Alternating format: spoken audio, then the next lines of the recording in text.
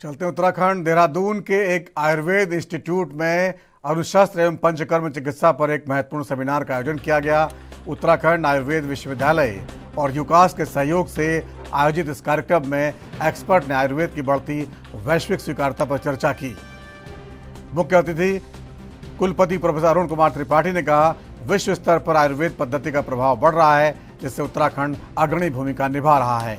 वहीं पूर्व DG Ayush doctor पूजा भारद्वाज ने अनुशस्त्र चिकित्सा को प्राचीन और असाध्य रोगों के उपचार में अत्यंत प्रभावी बताया। इस सेमिनार में देश भर से आयुर्वेद एक्सपर्ट ने हिस्सा लिया।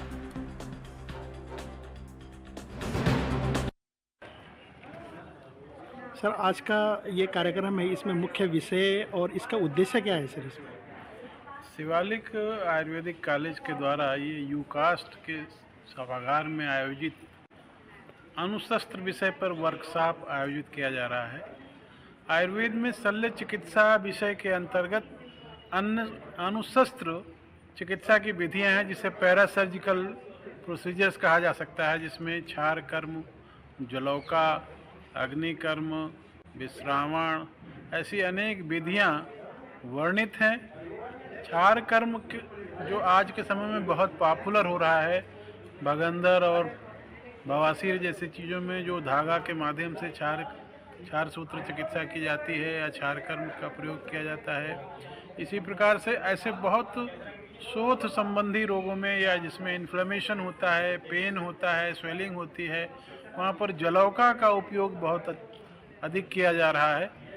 ऋषिकुल आयुर्वेदिक कॉलेज हरिद्वार में हमने आयुर्वेद यूनिवर्सिटी के अंतर्गत जलौका ब्रीडिंग सेंटर का भी स्थापना किया है। और उस वर्कशॉप कार्यशाला जो होगी ये अनुशस्त्र पे मीन्स आयुर्वेद में अगर देखा जाए तो शस्त्र अनुशस्त्र जो इंस्ट्रूमेंट यूज़ किए जाते हैं सर्जिकल शस्त्र हैं, और अनुशस्त्र थोड़ा सा कह सकते हैं कि नॉन इन्वेजिव सर्जरी, ये बहुत ही इम्पॉर्टेंट है। क्योंकि पेशेंट देखा जाए पेशेंट सर्जरी से बहुत घबराता है। कुछ डिजीज़ तो ऐसी है कि जिनको हम इनसे बहुत अच्छे से ठीक कर सकते हैं। जैसे कि अगर एग्जाम्पल लें जलौका, रक्त मोक्षण, अग्निकर्म और आजकल मर्म चिकित्सा देखा जाए कि मतलब फोकस पॉइंट होते हैं, एक एनर्जी पॉइंट होते हैं, एनर्जेटिक पॉइंट जो हमारे बॉडी में होते हैं उसका।